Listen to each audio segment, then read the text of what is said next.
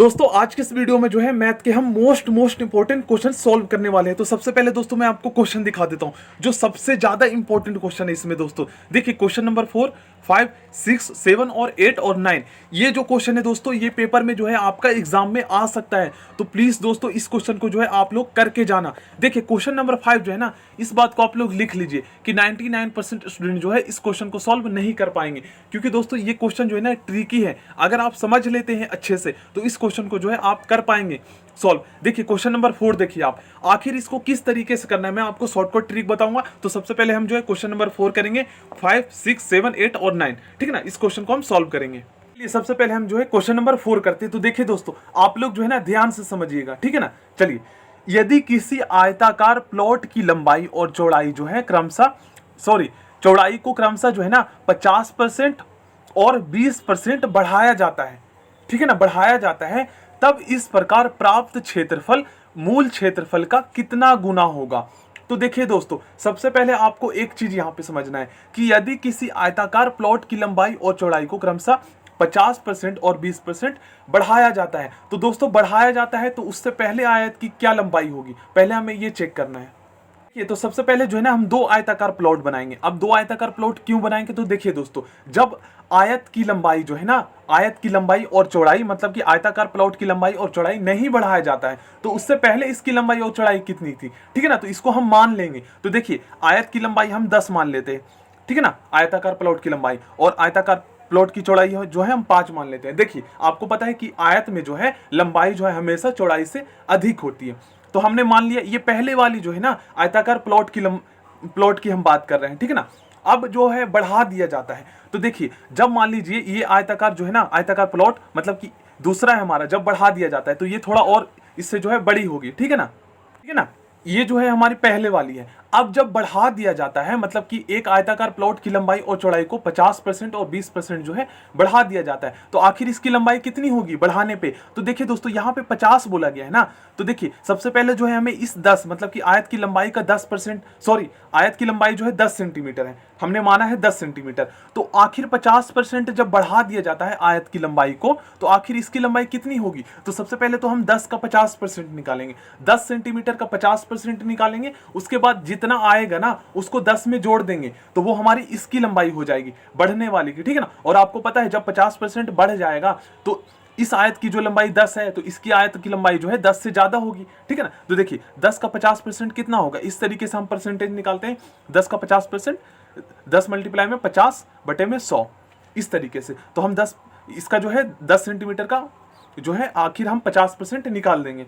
तो 10 सेंटीमीटर का 50% कितना होगा, इससे ये कट गया, एक जीरो से एक जीरो, और एक जीरो से ये कट गया, तो हमारा कितना आया 5, मतलब कि हमारा जो यहाँ पर आया ना 5 मतलब कि 5 आया। 50% जो है 10 का 50% कितना होगा, तो 5 होगा। 10 का 50% हमने यहाँ पे निकाला है तो 5 आया है। तो अब हमें क्या करना है, 10 का 50% हमें पता चल चुका है 5।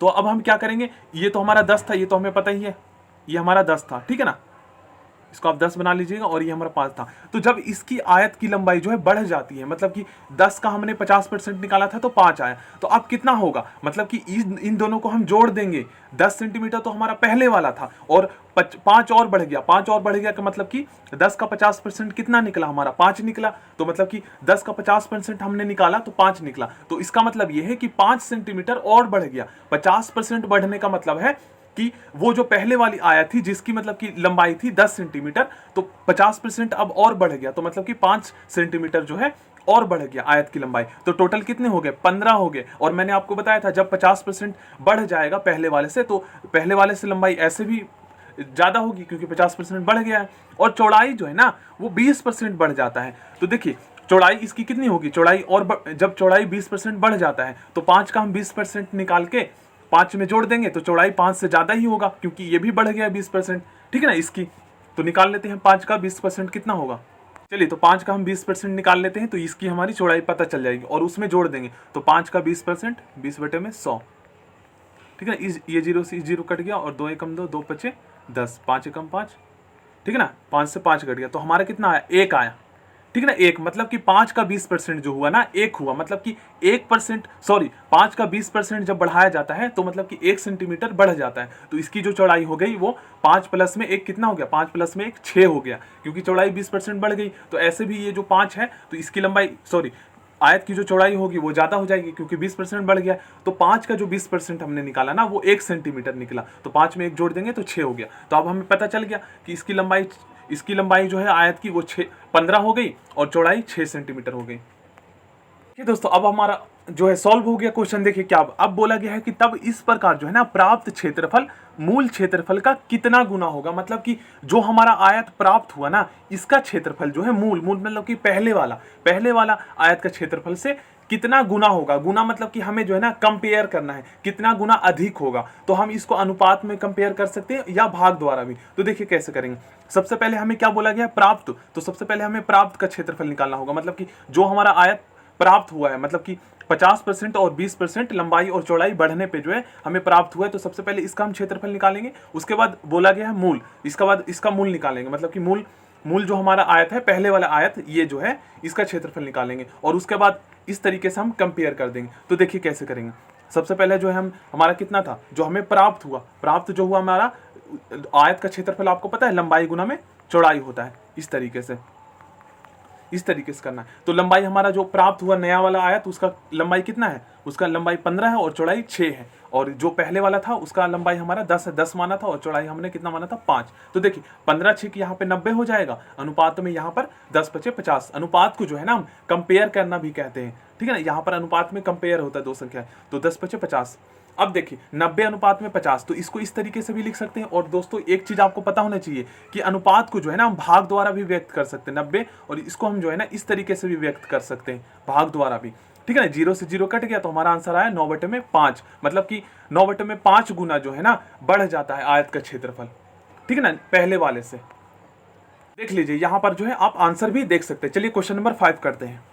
दोस्तों क्वेश्चन नंबर 5 को जो है ना प्लीज इसको आप ध्यान से समझना, क्योंकि ये क्वेश्चन जो है काफी ज्यादा इंपॉर्टेंट है। देखिए यहाँ पे क्या बोला गया है, एक आयत की लंबाई जो है ना 60% बढ़ाई जाती है, इस आयत की चौड़ाई को कितनी प्रतिशत जो है ना घटाई जाए ताकि क्षेत्रफल समान रहे। तो दोस्तों आखिर जब बढ़ाई नहीं जाती है तो उससे पहले वाली आयत की लंबाई और चौड़ाई कितनी थी जब बढ़ाई नहीं जाती है। तो देखिए जब बढ़ाई नहीं जाती है तो वो आयत हमारा ये हो गया, और जब बढ़ाई जाती है तो वो आयत ये हो गया। तो आखिर इसकी लंबाई कितनी होगी, तो 60% बढ़ा दिया जाता है। तो पहले वाले से 60% बढ़ा दिया जाता है, मतलब इससे जो है ना 60% बढ़ा दिया जाता है। तो इसकी लंबाई हमें अभी नहीं पता, क्योंकि हमें इसकी लंबाई ही नहीं पता अभी, पहले वाले की ही। तो देखिए हम इसको जो है आयत की लंबाई को हम 2 मान लेंगे और चौड़ाई जो है ना इसको हम 1 मान लेंगे, क्योंकि आपको पता है कि आयत में जो लंबाई होता है वो चौड़ाई से अधिक होता है। तो इसको हमने 2 मान लिया और इसको हमने 1 मान लिया। अब देखिए इसके बाद हमें क्या करना है। तो देखिए दोस्तों यहाँ पर जब 60% बढ़ा दिया जाता है तो दूसरे वाले आयत जो होगी हमारी 60%, जब इसकी लंबाई बढ़ जाती है ये वाली आयत की, तो आखिर इसकी लंबाई कितनी होगी। तो 2 का 60% हम निकाल देंगे और निकालने के बाद जो है ना 2 में हम जोड़ देंगे। तो आपको पता है कि जब 60% लंबाई बढ़ जाएगी, दूसरी वाली आयत की 60% लंबाई बढ़ जाएगी, तो इसका मतलब ये है कि इसकी लंबाई जो है ना इसकी लंबाई 2 से ज्यादा होगी, क्योंकि 60% बढ़ गया ना। तो 2 का हम 60% निकाल देंगे और उसके बाद जो आएगा वो उसमें 2 में जोड़ देंगे। तो चलिए 2 का 60% कितना होगा, देखिए 2 लिखेंगे और 60% का मतलब 60 बटे में यहाँ पर हम 100 लिख देंगे। ठीक है ना, अब इसको इससे काट दीजिए। अब हमारा बचा 2 तिया 6, 2 पचे में 10, तो 3 दूनी 6, 6 बटे में हमारा 5 आ जाएगा। ठीक है ना, 6 बटे में 5। अब हम इसको 6 बटे में 5 लिखेंगे। ठीक है ना, 6 बटे में 5। अब इसको आप काटेंगे ना तो 1.2 आएगा हमारा। अब देखिए दोस्तों इस वाले आयत, मतलब कि इस आयत का जो लंबाई है इसका 60% बढ़ा दिया जाता है, तो इस आयत की लंबाई कितनी होगी। जब देखिए यहाँ पर यही बोला गया ना, तो देखिए हमने यहाँ पर निकाल लिया, मतलब कि 2 का जो है ना 2 सेंटीमीटर हमने माना है इस आयत की लंबाई। तो 2 सेंटीमीटर आयत की जो लंबाई है इसका जो 60% होगा ना वो 1.2 सेंटीमीटर होगा। मतलब कि परसेंट में बताया गया, यहाँ पर ये नहीं बोला गया है कि 1.2 सेंटीमीटर जो है ना बढ़ जाता है, यहाँ पे परसेंट में बताया गया है, तभी तो क्वेश्चन डिफिकल्ट होगा। ठीक है ना, तो यहाँ पे बोला गया है कि 60% बढ़ जाती है, तो मतलब हमें ये पता करना है कि आखिर सेंटीमीटर में कितना बढ़ जाता है, क्योंकि परसेंट में यहाँ पे बताया गया है। तो सेंटीमीटर में हम फाइंड करेंगे तभी तो हमें पता चल पाएगा ना, क्वेश्चन सॉल्व हो पाएगा। तो सेंटीमीटर में जो है ना 2 का 60% 1.2 आया। तो आपको मैं जैसा कि पता है दोस्तों कि ये जो हमारी आयत है ये वाली, तो इसकी लंबाई से जब 60% बढ़ जाता है तो इसकी लंबाई जो है 2 से ज़्यादा होगा, क्योंकि इससे जो है 60% बढ़ जाता है। तो हम क्या करेंगे, 2 जो है ना हमारा 2 तो पहले वाला रहेगा, इसमें जो है 60% जो है मतलब कि 1.2 जो है हम जोड़ देंगे, तो कितना हो जाएगा 3.2 हो जाएगा। तो इसकी लंबाई जो हो जाएगी हमारी 3.2, मतलब कि 2 से अधिक हो जाएगी। ठीक है ना, अब आप समझ गए। तो अब हम लिख लेते हैं, ये हमारा 2 था और ये 1 था और ये 3.2 था। ठीक है ना, ये हमारा 3.2 था क्योंकि 60% हमने निकाला 2 का, 1.2 आया और फिर 2 में जो है 60% जोड़ दिया पहले वाले में, मतलब कि पहले वाले में जो है ना पहले वाले से 60% बढ़ जाता है, तो 60% हमने निकाला तो 1.2 आया। अब 2 का जो है 60% बढ़ जाता है तो 2 में 1.2 हमने जोड़ दिया। अब चौड़ाई जो है ना इसकी देखिए, अब उसके बाद क्या बोला गया, इस आयत की चौड़ाई को कितने प्रतिशत घटाया जाए ताकि क्षेत्रफल जो है ना समान रहे। इसका मतलब ये कहा गया है दोस्तों कि अगर जो है ना, अगर इन दोनों का जो है मतलब कि इन दोनों का अगर जो है क्षेत्रफल निकाला जाए तो दोनों का क्षेत्रफल जो है ना समान रहना चाहिए, समान रहना चाहिए। आखिर दोस्तों देखिए दूसरे यहाँ पर देखिए फिर से आप पढ़िए, एक आयत की लंबाई 60% बढ़ा दी जाती है, तो हमारा 60% बढ़ने के बाद जो है 3.2 आया इस वाले आयत की लंबाई जिसकी बात की जा रही है। अब इस आयत की चौड़ाई को कितने प्रतिशत घटाया जाए, मतलब कि इस आयत की चौड़ाई मान लीजिए हमने x मान लिया, तो आखिर सॉरी दोस्तों यहाँ पे देखिए आप, यहाँ पर ये नहीं बताया गया है कि आयत की चौड़ाई में कितने परसेंट बढ़ाया गया है या कितने परसेंट घटाया गया है, ये नहीं बोला गया है। तो देखिए इस आयत की चौड़ाई को कितने प्रतिशत घटाई जाए ताकि क्षेत्रफल समान रहे, मतलब कि दोनों का क्षेत्रफल जो है ना, दोनों इसका भी क्षेत्रफल इसका भी क्षेत्रफल समान रहे। तो पहले वाले आयत जो है हमारी 1 थी, पहले वाले आयत की जो हमने लंबाई पहले वाली आयत की जो चौड़ाई हमने माना था वो 1 सेंटीमीटर माना था, तो इसकी भी 1 सेंटीमीटर होगा। क्यों होगा, क्योंकि इसमें से तो कुछ घटाया ना बढ़ाया गया है, क्योंकि बढ़ाया गया था तो हमारी लंबाई 3.2 आ गई थी। जब इसमें कुछ घटाया या बढ़ाया ही नहीं गया हो तो चौड़ाई हमारा 1 ही रहेगा। अब देखिए इसके बाद क्या बोला गया है, इस आयत की चौड़ाई को कितने प्रतिशत घटाया जाए ताकि क्षेत्रफल मतलब कि समान रहे, दोनों का क्षेत्रफल जो है ना इन दोनों आयत का क्षेत्रफल बराबर रहे। तो मान लीजिए हम इस आयत की बात की जा रही है ना, तो इस आयत में जो है कितने परसेंट घटाया जाए ताकि क्षेत्रफल समान रहे। तो मान लीजिए हमने जो है 1% मान लिया, 1% जो है ना इस आयत की चौड़ाई में से घटाया जाए तब जाके इसका क्षेत्रफल समान रहेगा। तो हमारी चौड़ाई कितनी हो गई, 1 माइनस में x%। याद रखना आपको 3.2 लंबाई और 1 माइनस में x% चौड़ाई। तो अब हम इसको सॉल्व कर देते हैं जल्दी से। तो 3.2 ये हमें पता है और 1 माइनस में x%, ठीक है ना, इसकी चौड़ाई क्या है 1 माइनस में x%, क्योंकि यहाँ पर बोला गया है कि कितनी प्रतिशत घटाया जाए, तो 1% हमने माना है इसकी चौड़ाई। अब देखिए इसका क्षेत्रफल हम निकालेंगे और इसका क्षेत्रफल निकालेंगे और बराबर में रखेंगे। तो इसका क्षेत्रफल निकालेंगे तो कितना होगा, लंबाई गुना में चौड़ाई 2, और इसका क्षेत्रफल निकालेंगे तो कितना होगा 3.2 मल्टीप्लाई में ब्रैकेट में हम कर देंगे 1 माइनस में x%। तो इसको सही से हम लिख लेते हैं, ठीक है ना, इस तरीके से हम लिख सकते हैं, क्योंकि दोनों का जो यहाँ पे बोला गया है कि क्षेत्रफल समान हो, ठीक है ना, क्षेत्रफल बराबर हो। तो देखिए अब इसको हम क्या कैसे सॉल्व करेंगे, इसको हमें सॉल्व करना है। और देखिए यहाँ पर हमारा 2 आ गया था, 2 × 1, ठीक है ना, लंबाई गुना में चौड़ाई। तो अब देखिए दोस्तों क्या करना है, सबसे पहले तो एक चीज आप नोटिस कीजिए कि इसको हम चेंज भी कर सकते हैं, मतलब कि इसके जो है ना साइड को हम इस तरीके से भी लिख सकते हैं। देखिए मैं लिख के दिखाता हूँ, ना, इसको हम इस तरीके से भी लिख सकते हैं, साइड हमारा चेंज भी हो सकता है, इसमें कोई मतलब की प्रॉब्लम नहीं होगी। अब देखिए क्या करना है, ये यहाँ पे हमारे जो 3.2 जो है ना ये यहाँ पे मल्टीप्लाई हो रहा है, तो इधर जाके क्या हो जाएगा, इधर जाके भाग में हो जाएगा। तो ठीक है ना, हम यहाँ पे जो है इस तरीके से इसको लिख लेते हैं, इधर जाके ये भाग में हो जाएगा, तो 2 में यहाँ पे 3.2 हो जाएगा, 2 में 3.2, तो हमारा ये बचा। अब इसको हमें सॉल्व करना है, सॉल्व करेंगे आंसर आ जाएगा। देखिए अब हमें क्या करना है, तो देखिए दोस्तों यहाँ पे 3.2 भाग हो रहा है ना, भाग हो रहा है, इसका मतलब इसी में स्टूडेंट जो है ना कंफ्यूज करते हैं, मतलब कि स्टूडेंट जो है इन्हीं छोटी छोटी जो है कैलकुलेशन में ही वो गलती कर लेते हैं, नहीं तो आप क्वेश्चन को सॉल्व कर सकते हैं। देखिए अब हमें क्या करना है, यहाँ पे भाग हो रहा है तो इसको हम इस तरीके से भी लिख सकते हैं, इस तरीके से भी लिख सकते हैं ना, लिख सकते हैं। अब आपको देखिए दोस्तों यहाँ पर आपको क्या करना है, पॉइंट हमें हटाना है, ठीक है ना, तो पॉइंट हटा के इस तरीके से भी इसको लिख सकते हैं। 3.2 को इस तरीके से बटे में 10 लिख सकते हैं ना, क्योंकि पॉइंट हटा के 1 और जितनी संख्या उतनी जीरो, तो 2 भाग में 32 बटे में 10, ठीक है ना। अब वो हमारा यहाँ पे आ गया बराबर में 1 माइनस में x%, ठीक ना, 1 माइनस में x%। अब देखिए इसको हम कैसे लिख सकते हैं,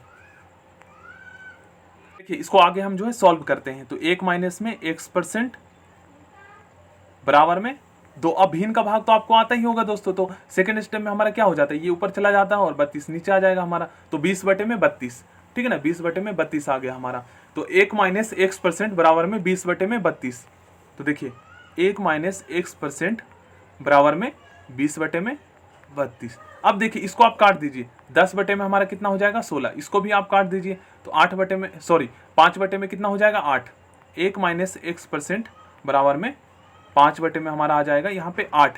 अब देखिए दोस्तों क्या करना है, अब हमारा क्वेश्चन जो है ना जल्दी से सॉल्व हो जाएगा। तो देखिए एक जो है ना यहाँ पे आप देखेंगे तो ये संख्या यहाँ पे जो है ना माइनस हो रही है, और यहाँ पर देखेंगे तो आगे प्लस का साइन होता है। तो अब देखिए दोस्तों एक जो है ना ये यहाँ पे है प्लस में, तो इधर जाके किस में हो जाएगा, एक इधर जाके माइनस में हो जाएगा एक, और एक के नीचे कुछ नहीं होता, मतलब कि कोई संख्या हो और इसके नीचे कुछ नहीं होता तो एक रहता है। अब भिन्न का घटा आपको आता ही होगा, फ्रैक्शन वाले जो है आपको यहाँ पे घटा देना है, भिन्न का घटा आपको आता होगा, ठीक है ना। तो इसको आप लोग इसको हम सॉल्व कर लेते हैं, उसके बाद हमारा -x% बचा, ठीक है ना। इसके आगे देखिए क्या करते हैं हम, 5/8 माइनस में 1/1, इसको हम लिख लेते हैं -x%, और हमारा क्या था 5/8 माइनस 1/1। अब इसको आप सॉल्व करेंगे तो कितना आएगा, यहाँ पे 8, उसके बाद 5 माइनस में 8, ठीक है ना, इस तरीके से। अब देखिए यहाँ पे माइनस में हमारा आ गया 3/8, ठीक है ना, बराबर में माइनस में x%।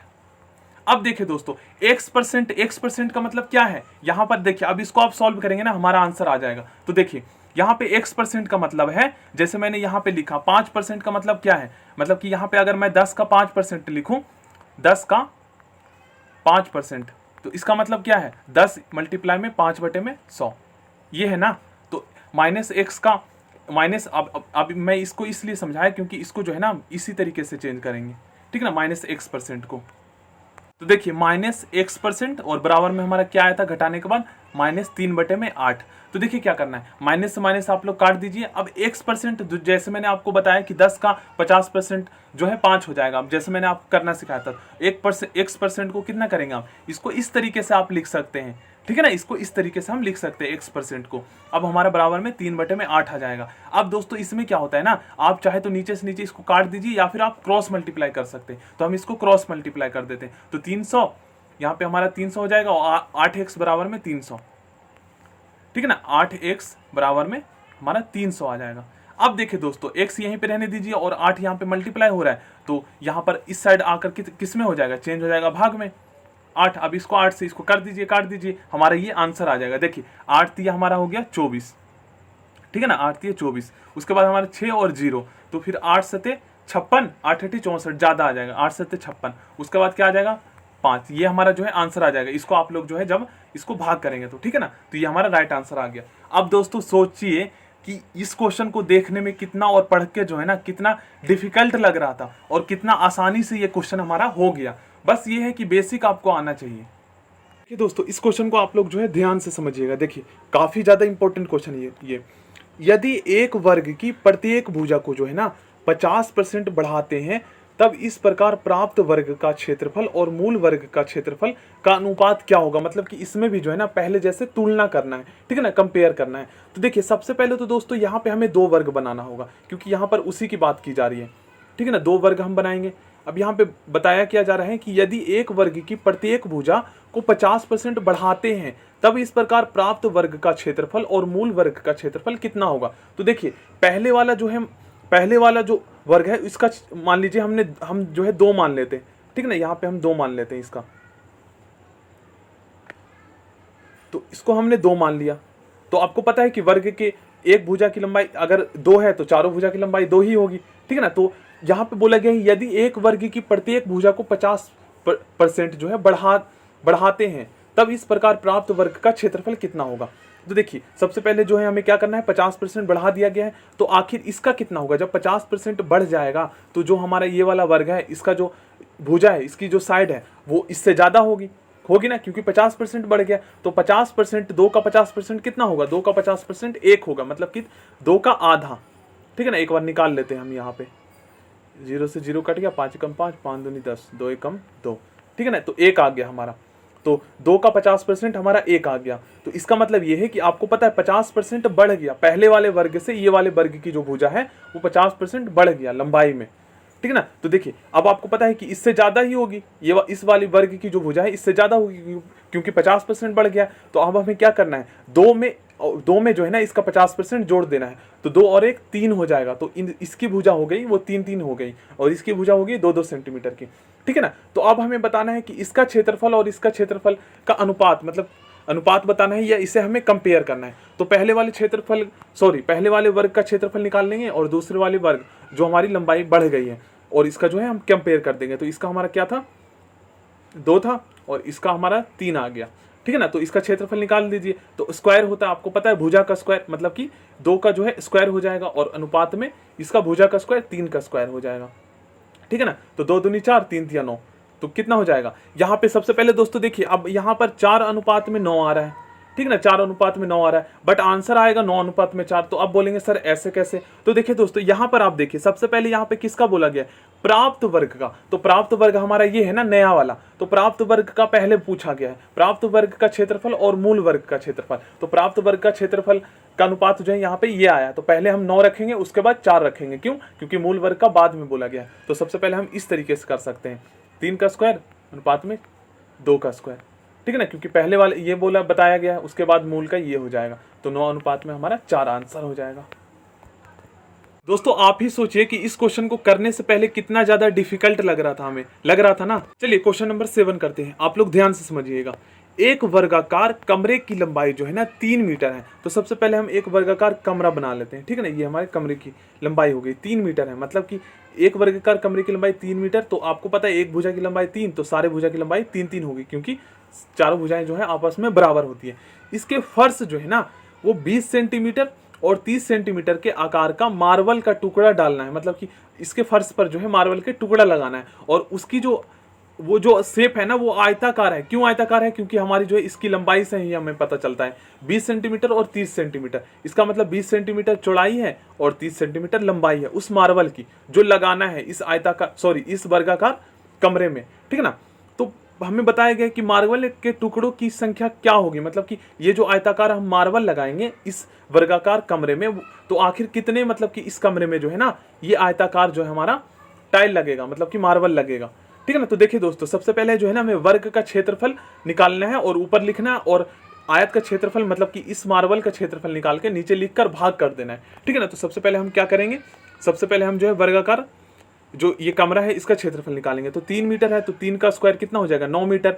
और हम क्या करेंगे, भाग कर देंगे ये जो हमारा टाइल है, टाइल की कितनी है 20 सेंटीमीटर और 30 सेंटीमीटर। तो देखिए दोस्तों 20 सेंटीमीटर को हम जो है 20 सेंटीमीटर है ना, तो इसको हम मीटर में चेंज कर लेंगे। क्यों, क्योंकि कमरे की जो लंबाई है वो मीटर में है। तो दोनों को चाहे तो आप सेंटीमीटर में चेंज कर दीजिए, या दोनों को आप मीटर में चेंज कर दीजिए। तो चलिए हम इसको मीटर में चेंज कर देते हैं। तो जो हमारा आयताकार जो हमारा वो है क्या बोलते हैं मार्बल है, उसकी लंबाई कितनी है, तो वो 30 है, ठीक है ना।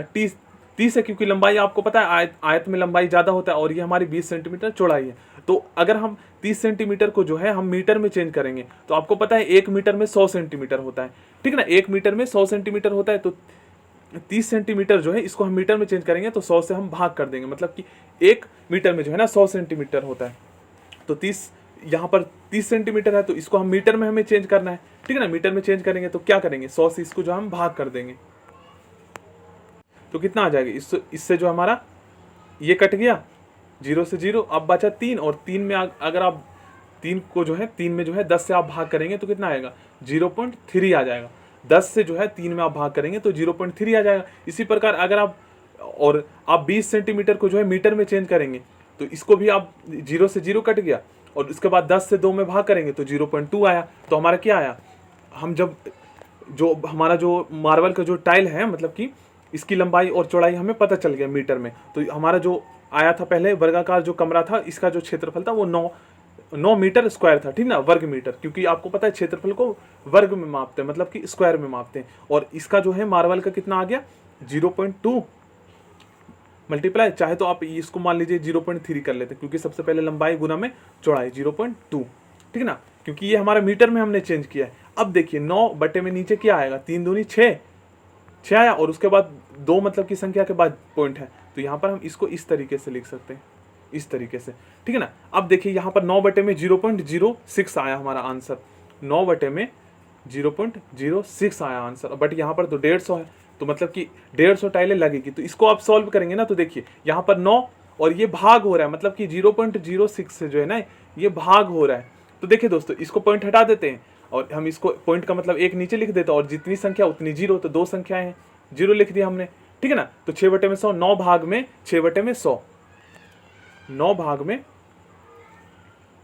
6 में हमारा 100 आ गया, ठीक है ना। और भिन्न का भाग आपको आता है, भिन्न का भाग आप कर दीजिए 9, और सेकंड स्टेप में हमारा क्या होता है, जब मल्टीप्लाई करते हैं तो ये 100 ऊपर चला जाता है और 6 हमारा नीचे आ जाएगा, आ गया ना। अब इसको जो है आप काट दीजिए, इसको इससे मल्टीप्लाई कर दीजिए तो 900 आ जाएगा, 900/6, ठीक है ना, 900/6। अब इसको इससे आप काट दीजिए तो 6 कम 6 आ गया, उसके बाद 6 × 30, ये कट गया और एक 0, तो 150 आ गया ना टाइले आंसर। क्वेश्चन नंबर 8 समझिए, काफी ज्यादा इजी क्वेश्चन है। एक वर्ग का क्षेत्रफल जो है ना तथा इसके वर्ग के विकर्ण पर खींचे गए वर्ग का क्षेत्रफल का अनुपात क्या होगा। तो देखिए दोस्तों, सबसे पहले हमने एक वर्ग बनाया, ठीक है ना, एक वर्ग बनाया। अब यहाँ पे बोला गया है कि एक वर्ग का क्षेत्रफल तथा इस वर्ग के विकर्ण, इस वर्ग के ये विकर्ण होता है, इस वर्ग के विकर्ण पर खींचे गए वर्ग का क्षेत्रफल का अनुपात बताना है। देखिए मतलब कि ये है पहला वर्ग हमारा, ये हो गया, और दूसरा वर्ग जो है ना इसके विकर्ण पर बनेगा, मतलब कि इस तरीके से बनेगा, दूसरा वर्ग जो है हमारा इस तरीके से बनेगा। तो यहाँ पर इसका मतलब ये है कि आपको पता है दोस्तों कि वर्ग का जो भुजा होता है ये बराबर होता है, बट इसका विकर्ण जो होता है ना वो वर्ग की भुजा से ज्यादा होता है।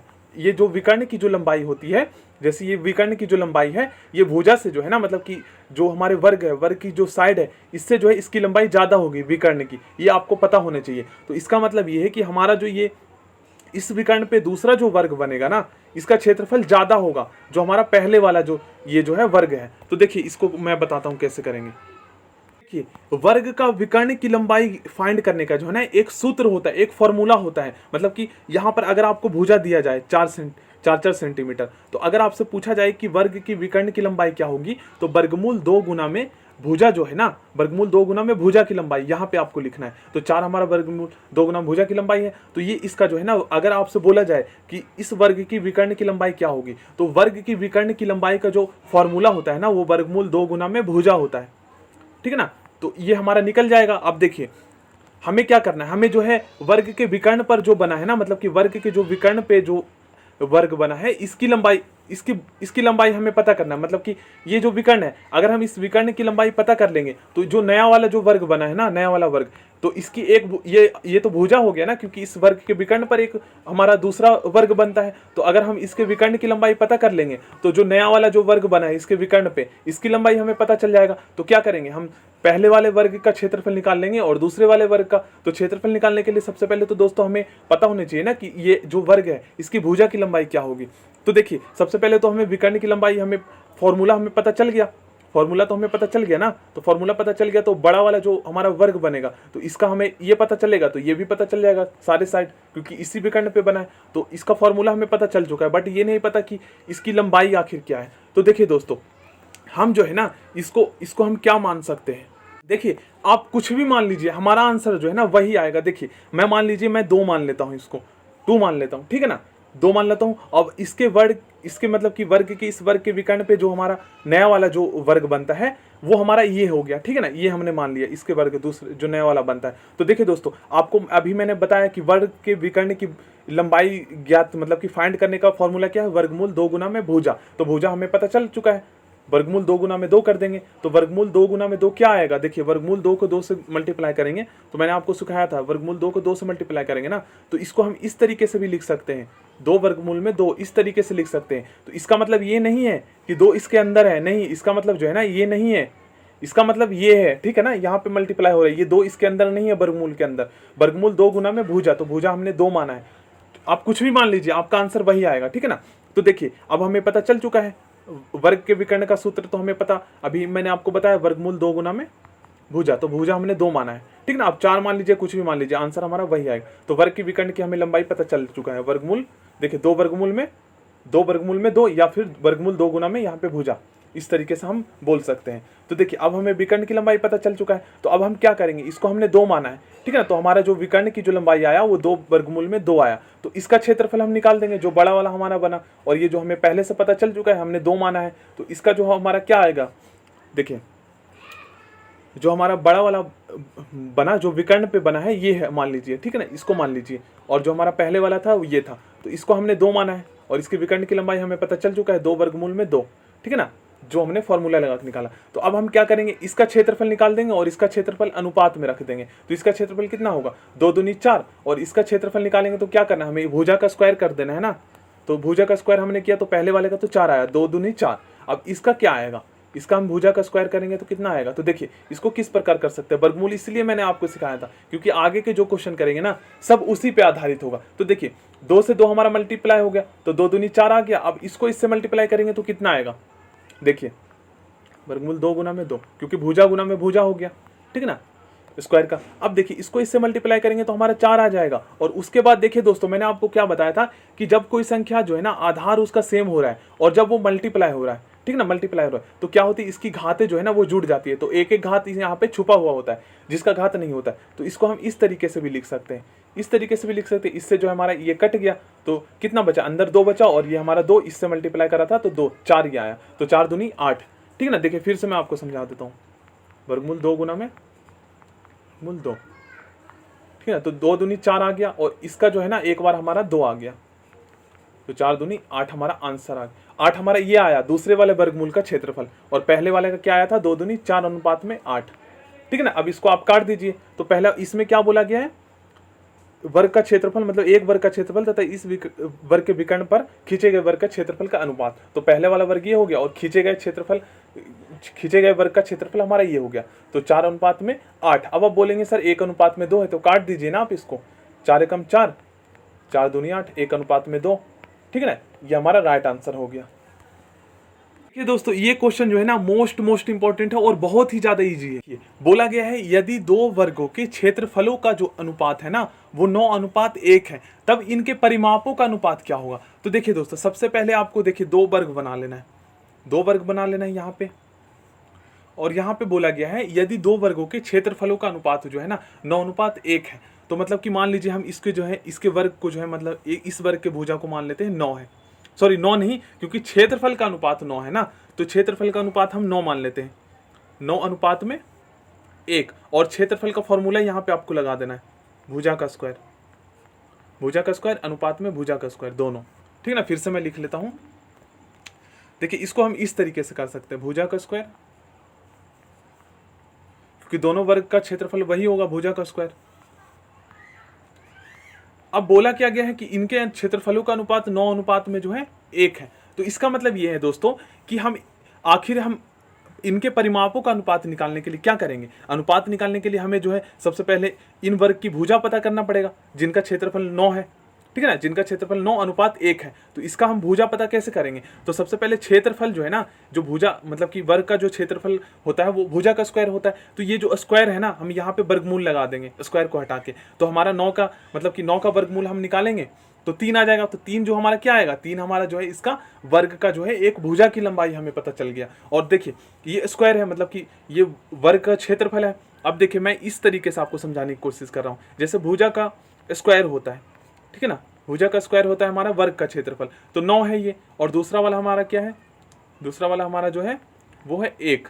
तो आप ये जो हमारा क्षेत्रफल का ये सूत्र है वर्ग का क्षेत्रफल का सूत्र, तो ये जो हमारा स्क्वायर जो है ना इसको इधर लेकर जाएंगे तो किस में हो जाएगा, यहाँ पर वर्ग में हो जाएगा, और यहाँ से जो हमारा स्क्वायर है, यहाँ से जो स्क्वायर है वो हट गया, यहाँ से जब स्क्वायर हमारा हट गया तो यहाँ पे हमारा क्या बचा, यहाँ पे हमारा भुजा बचा, तो भुजा बचा तो मतलब कि जब हम इसका 9 का वर्गमूल निकालेंगे तो भुजा की लंबाई हमें पता चल जाएगा, ठीक है ना। तो 9 का वर्गमूल निकालेंगे तो कितना आएगा, 3 आएगा, तो भुजा की लंबाई हमें पता चल गया, पहले वाले वर्ग की भुजा की लंबाई जो है 3 है, और दूसरे वाले की क्या है, इसका स्क्वायर यहाँ पे आप लेकर चले आइए, तो स्क्वायर इस साइड आकर किस में चेंज हो जाएगा, वर्गमूल में चेंज हो जाएगा, और 1 का वर्गमूल 1 ही होता है, ठीक है ना, 1 का वर्गमूल 1 ही होता है और 1 का घनमूल भी 1 ही होता है। तो अब हमें पता चल चुका है एक की लंबाई जो है, एक वर्ग की लंबाई 3 है और दूसरी वर्ग की लंबाई जो है वो 1 है, ठीक है ना, एक वर्ग की लंबाई 3 है और दूसरे वर्ग की जो लंबाई है 1 है। तो अब हमें क्या पता करना है, अब हमें यहाँ पे बताना है परिमापों का अनुपात, तो हम दोनों का परिमाप निकाल देते हैं, क्योंकि भुजा की लंबाई हमें पता चल चुका है।